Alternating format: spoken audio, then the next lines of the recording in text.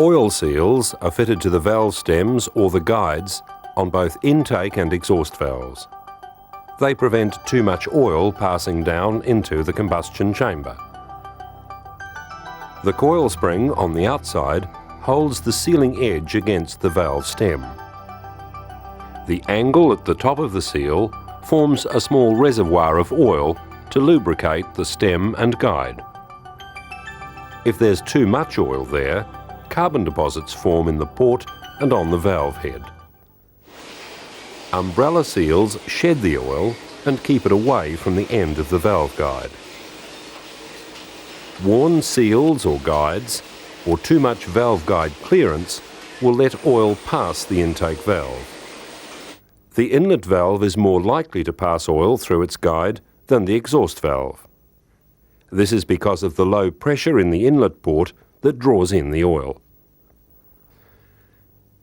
The exhaust valve can still have problems because of exhaust pulsing.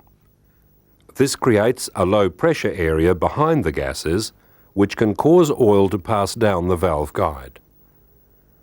Some engines, however, don't use oil seals on their exhaust valves.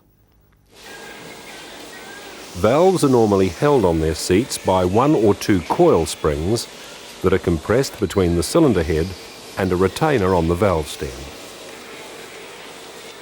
The spring retainer is held on the end of the valve stem by conical-shaped collets. Collets are also known as cotters, keepers, or keys. The springs usually have their coils closer at the bottom than the top. This makes different parts of the spring vibrate at different frequencies and prevents wasteful valve spring vibration. They can also be made of wire with a specially shaped strong section that limits valve bounce. Unless the valve is held on its seat, it also allows leakage from the combustion chamber. Carbon builds up on the valve stem.